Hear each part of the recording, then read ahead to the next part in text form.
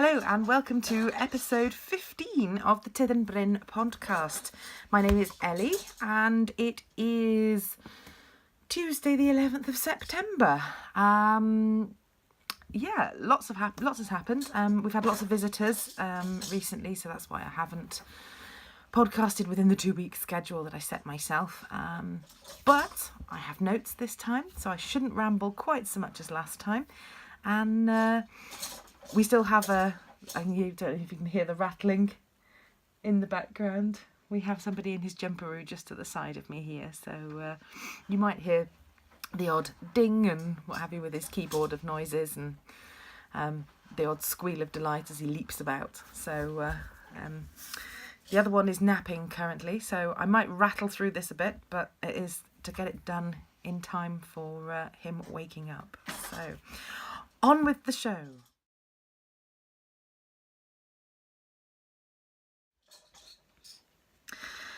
So, first of all then, knitting. I have finished the pink hats that I was doing, and I just cast on. So this is the small adult sized version with pom. So that's the third one of these bright pink sparkly hats I've done. So that's one Christmas present in the bag, hooray!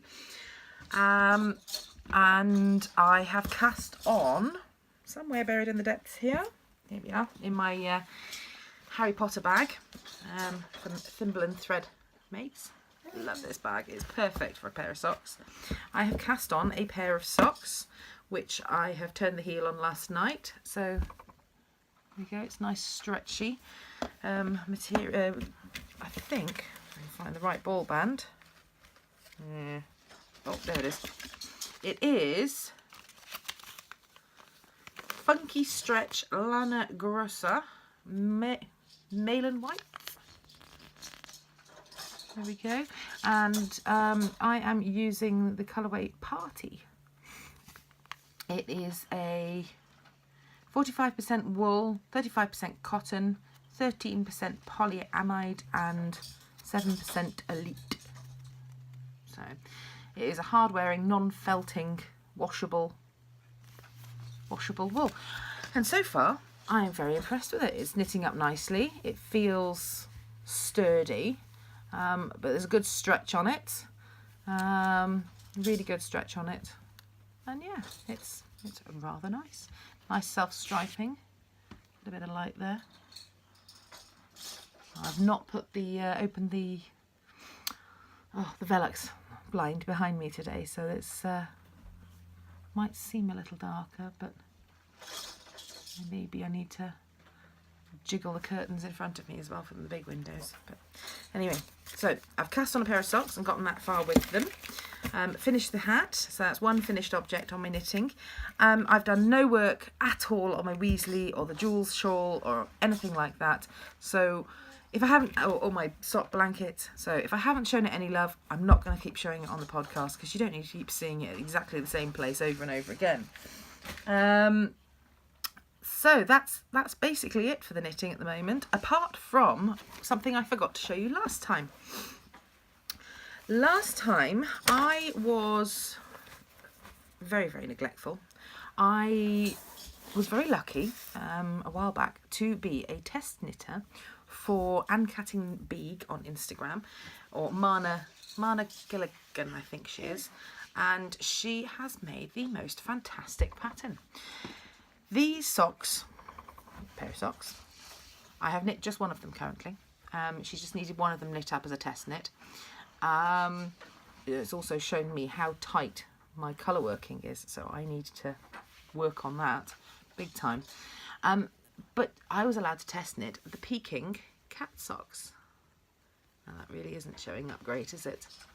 Right, bear with me. I am going to pause the video, fiddle with the curtain, and we'll go from there.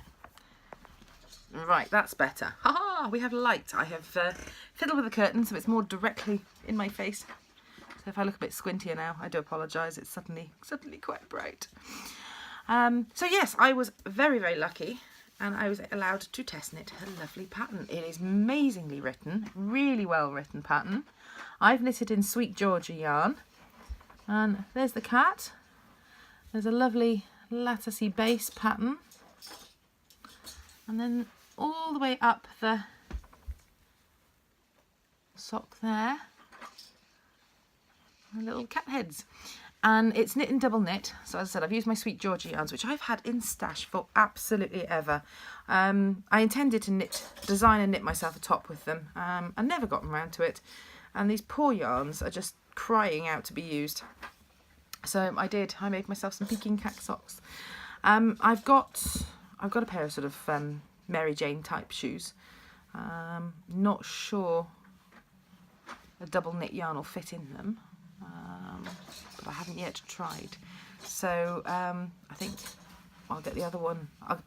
I will re-knit this one, and I will knit the pair, a proper pair of them. I said so I've not knit it so tightly. That's my knitting, that is. That's my colour, my knitting skill, not the way the pattern is written. There's a ridge there where I've pulled floats too tight. And there's no give. There's no give at all. So I really need to work on loosening up my colour work. I mean, it all looks very neat and tidy on the inside. Very neat and tidy. Just, there's no give. As I said, these floats here are where the ridge is the other side. They've been pulled too tight. That must be one needle, and there's the same, same to the side. So yeah, that would be where my needles, I work the 3 needle system. That will be where my needles were positioned. I pulled too tightly over each needle. That's one thing. And then my floats are a bit tight across the whole shebang. So loosening it up a bit, I think, is the way forward on there. But that has been test knit up since I was pregnant with Matty. So that's how long. She's had the pattern released for quite some time now. Go over, check it out, buy her pattern. It is amazing. It's really, really well written. And she was very, very kind and sent me, I don't think I've brought it up. Yeah, I will go and get it and add it in later. But she has sent me a gift for being one of her test knitters, which I was amazed at. It's so utterly wonderful. So that's it for knitting.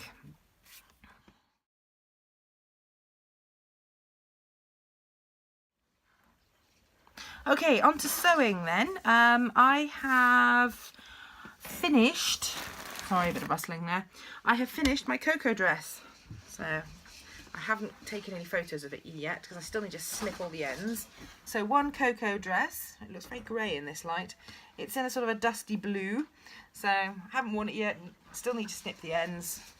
I will get on and I will do that. And I will take a photo of it to insert here, once I've snipped all the ends off and things. So we'll get that sorted. So that's the sewing I've gotten done. Oh, lots of shouting there. Somebody has discovered his keyboard. I'm now getting to the point in my notes where somebody, I'll show you. Somebody helped somewhat. So it's getting a little bit scribbly at this point. So yes, so Cocoa is the only thing I've gotten finished on my sewing, but I have got other things finished, so that'll explain my my sort of seeming lack of productivity. So yeah, that's it on the sewing front. Lots and lots of plans on the sewing front, but nothing so much completed. So that's it for sewing.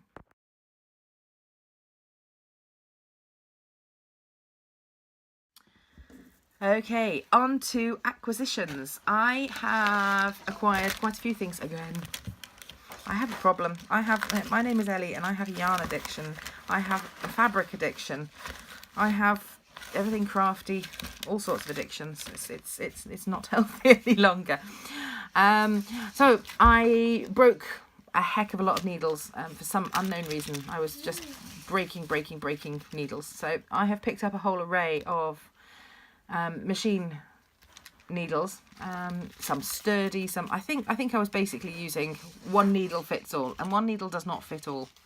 As I'm getting more and more into my sewing, I'm realizing that one needle does not fit all. So we've now got stretch needles, ballpoint needles, universal needles, and some heavy duty needles.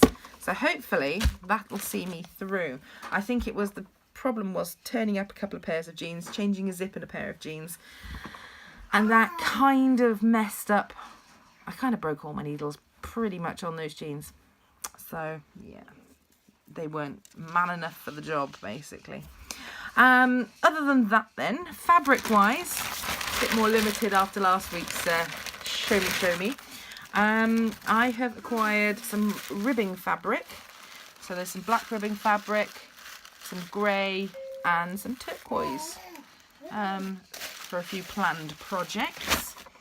And then my sort of like a fabric club thing on Facebook, they have sent out the fabrics. These are all French terry. That's the words I'm looking for. French terry, not terry toweling. French terry fabrics. So we've got tire prints. And we have the pièce de résistance of farming. Tractors. Again in French terry. And sort of cars and a cityscape. And I love them. I absolutely love them.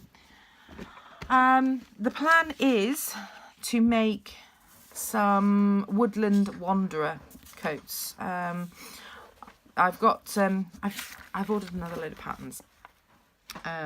So in addition to the ones I'm going to tell you about in a moment, I have ordered the Made by Jack's Mum Woodland Wanderer coat. So I'll insert a photo of that pattern here.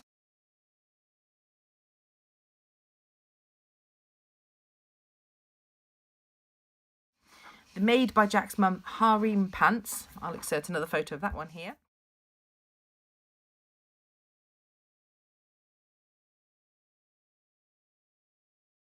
And the Explorer raglan top.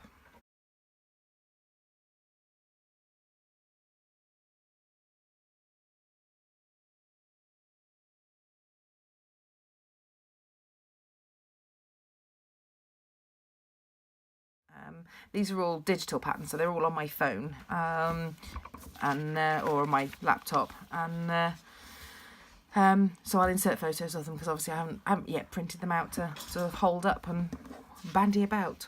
So yes, they're some of the patterns I think, but those French terry fabrics. I really want to say terry toweling today. Brain's not at all functional.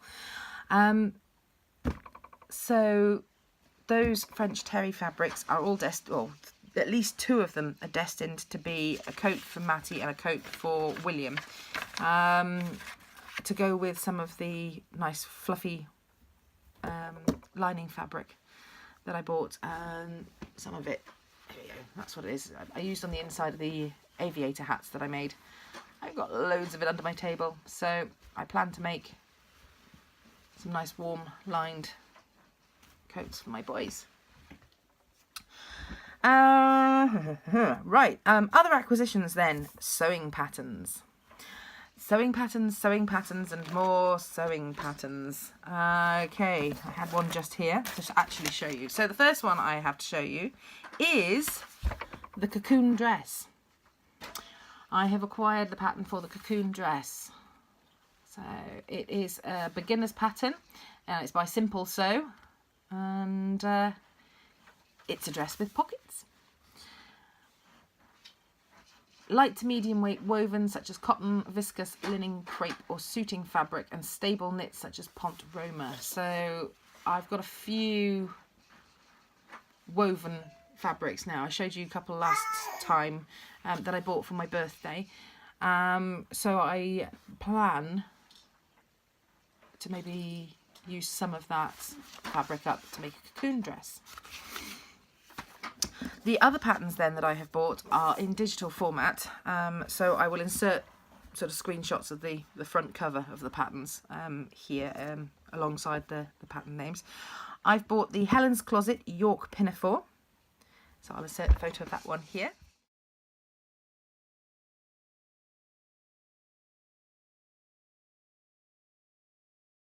I have bought the So Liberated, so that's Meg McElwee of So Liberated, the gypsum skirt, photo here.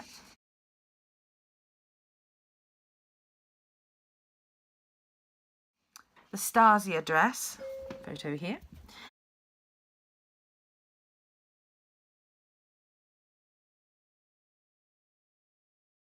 Metamorphic dress.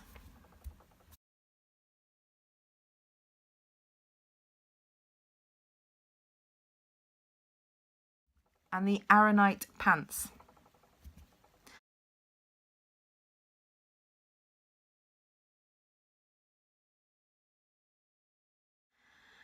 I have also bought from Made by Jack's Mum, because these are just fantastic patterns for the kids. I really, really can't stress how much I love these patterns by Made by Jack's Mum. I've bought the Free Range Fun over trousers.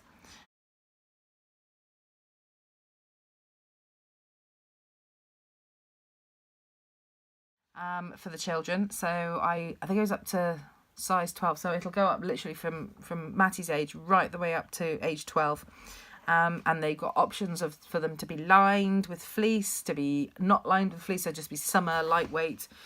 And I've got a load of ripstop fabric, so I am going to make some over trousers for the boys for winter. And then I've got the hot coffee patterns, so I'll insert some photos of those here.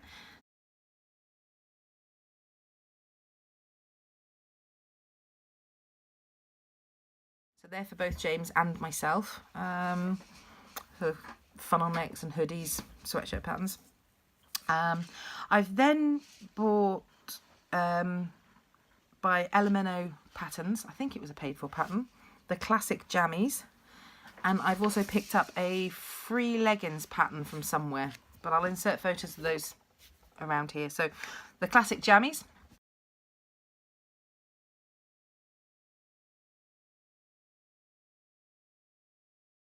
And the leggings patterns.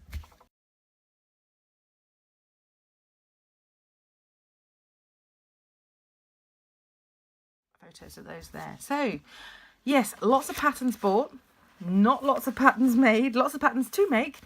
So I'm hoping to get quite a few of those sewn up in the next few months, really. Particularly want to get the metamorphic dress done for myself, and maybe a gypsum skirt. And then the hot coffee for James,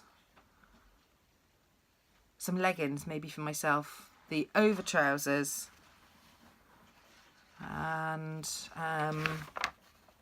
the Woodland Wanderer coats. I've got 3 of those to do. I'm going to use the Marauders map fabric I bought and I showed you last week. I'm going to use that to possibly make a Woodland Wanderer coat, or the harem pants and a raglan top, depending on the choice that's made by the small person that's going to be getting that for Christmas. Okay, so that's all the acquisitions I have made. I think that's all the acquisitions. Fingers crossed. If I've forgotten anything, next time will be the time for it.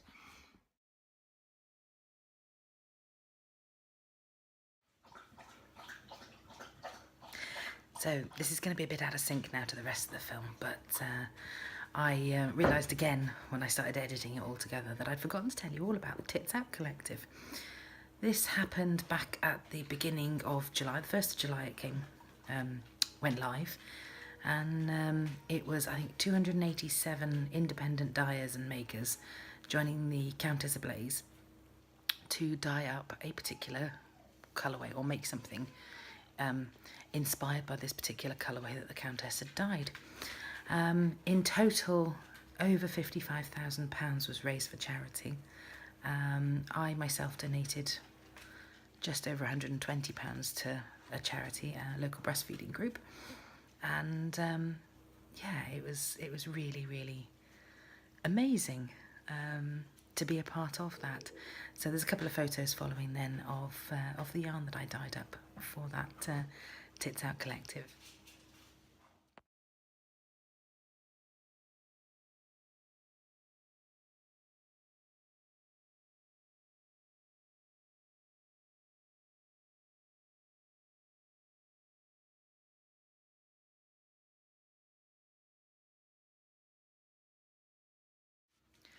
So, in addition to dyeing up some yarn, my mum actually sent me a skein of Tits Out Collective yarn from another dyer. I kept one of my own. I did dye an extra one up for myself, and I have a skein of the Old Maiden Aunt yarn, and I'll insert a photograph of that one here.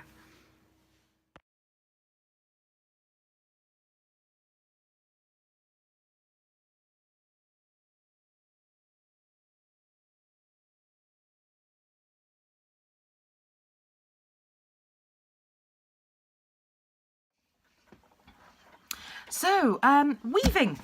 The Brinkley loom is now empty and the weaving is off.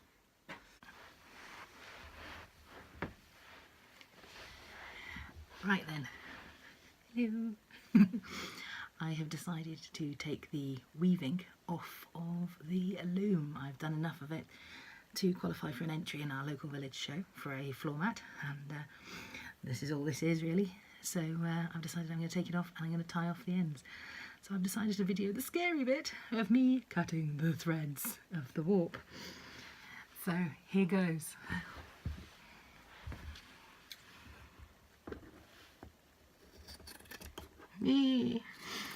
Oh.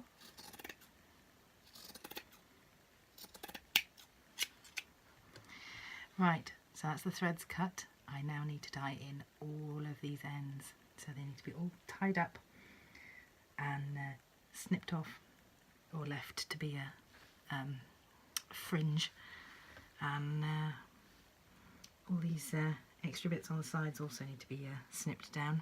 And then I need to decide what I'm going to do with these fluffy edges, whether I'm going to over sew them with the machine quickly, or and then trim them, or leave them as is. So decision time, decision time.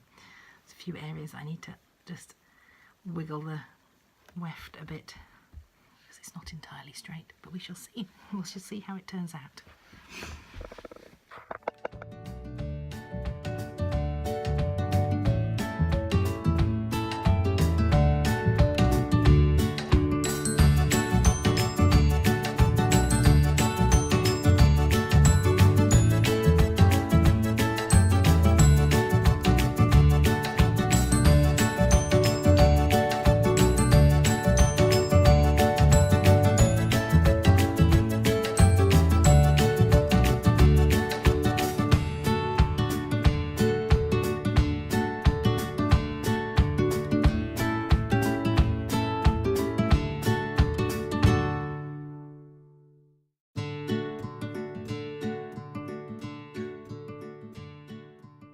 So I have titivated, sorted. There's a little label still pinned to the back here because it got entered for a show the other week, the Llandyssil show. There is a whole separate vlog about the Llandyssil show, so yeah, and I'm really rather pleased with it. For my first ever attempt at weaving, I'm blown away. It's really softened up coming off the Brinkley loom. I wasn't entirely sure how to finish these nice bobbly edges, so one of them's pulled out. I didn't know whether to maybe run the machine down with a zigzag stitch down the edges, but I decided not to in the end. But this was my entry as a floor mat into the Llandyssil show, and I got a first prize. Admittedly, I was the only entry, but yes, I was very proud of it as my first foray into weaving. The Drafach show last week had a couple of categories that I could have entered it into on hindsight. They had an item of needlework not mentioned in the categories above, so I suppose I could have put it in that. I chose to put in the dungarees that I made William, that I think he wore once, that Matty he'll wear. Sorry, they were just tucked in beside me, they're not in there anymore. So I chose to put those in. They didn't get anywhere, but a couple of people have put weaving in. So I think maybe next year, my next foray into weaving might go into that category. So we shall see. So that's that. And another finished object that's been finished for absolutely ages that I haven't done anything about is, dun, da, da, da, the Hazel's shawl. So I have finished it. I have blocked it. I am now in the process of finding time to write up this pattern. So there's like a double layer of leaves there on the end, and the leaves come down to a point. It's a triangular shawl, and it's a good stretched out arms wingspan, and sits nicely around your neck. And I'm pleased to say that this shawl won 3rd prize at the Llandyssil show and was beaten by 2 natural knits. One was a waistcoat, one was a cardigan, that maybe fitted the garment brief a bit better than the shawl did. But last week there was a knitted item section at the Dravache show. Oh, indeed! Somebody has just discovered the flowers and birds and things on his jumperoo, and he's talking to them. So yes, sorry. Last weekend at the Dravache show, then there was a knitted items category, and this shawl, ta-da, came first. It also won the best. What was it? Best item of needlework category, which meant I got a cup for it, which I really wasn't expecting. I find going up on stage to collect anything highly embarrassing. So I was up on stage 3 times on Saturday because I got the best wine category for the blackberry whiskey I'd made, the best knitted item, and then I got the most points as a novice entrant into the show. So I ended up with 3 cups, which I haven't currently got. I'll insert a photo of it here in case you haven't seen the vlog. There is a vlog separately for the Dravache show, and apparently the cups have to go off to be engraved. So in perpetuity my name will be on 3 cups associated with the Dravache Valindra show now, which I'm finding all rather strange. Anyway, so I finally have blocked the shawl. I need to write up the pattern of this now award-winning shawl. And there we go. The final thing I've got to show you then is a wonderful piece of applique that my mum has done for one young man's school bag. I've got some clear fabric to put over the top of it, so a plastic fabric, clear plastic fabric to put over the top of it, to stop him completely and utterly getting it filthy, wrecked, etc. But yes, so she's embroidered the lettering, and then she's cut these out of some fabric. I showed you the fabric last time. She's cut these out then and appliqued on, and then over sewn parts, and of all these different bits and pieces. Yeah. So that's going to be sewn onto little man's school bag, hopefully by the next time I speak to you guys. And I might have even had chance to make a couple of baskets. I want to make some nice big baskets. I've got to get some, one more acquisition to get now, apart from the ones that are already en route. I want to get some fusible interfacing.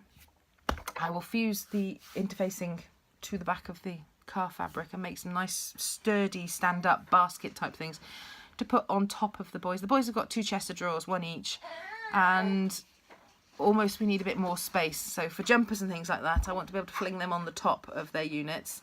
So I thought these baskets would be a great idea, and it'll then free up my tin bin that I'm using for William's jumpers at the moment. Matthew's jumpers still fit, but it'll free up my tin bin anyway. So that is it for this time.